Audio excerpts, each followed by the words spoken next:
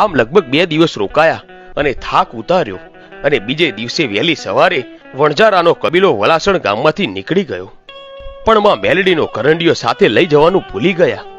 હવે માં મેલડીને ક્યાંક બેસણા કરવા હશે, કંઈક પરચા પૂરીને જગતમાં માને મહિમા વધારવો હશે.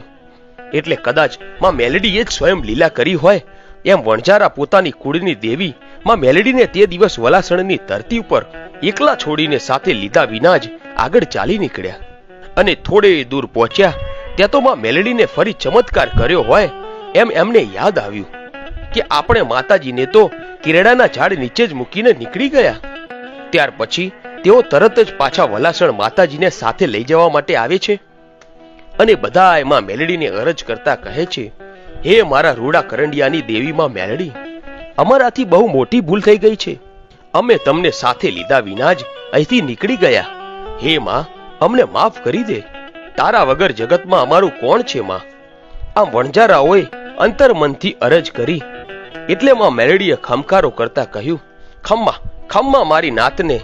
હે વણઝારાઓ, તમે મને ભૂલી ગયા પણ હું તમને નહીં ભૂલું. જાઓ, તમને માફ કર્યા, પણ મને આ વલાસણની પવિત્ર ભૂમિ હવે ગમવા લાગી છે. માટે હું અહીંયા વલાસણમાં જ વસવાટ કરીશ અને વલાસણના કેરડાની મેલડી તરીકે જગતમાં મારું નામ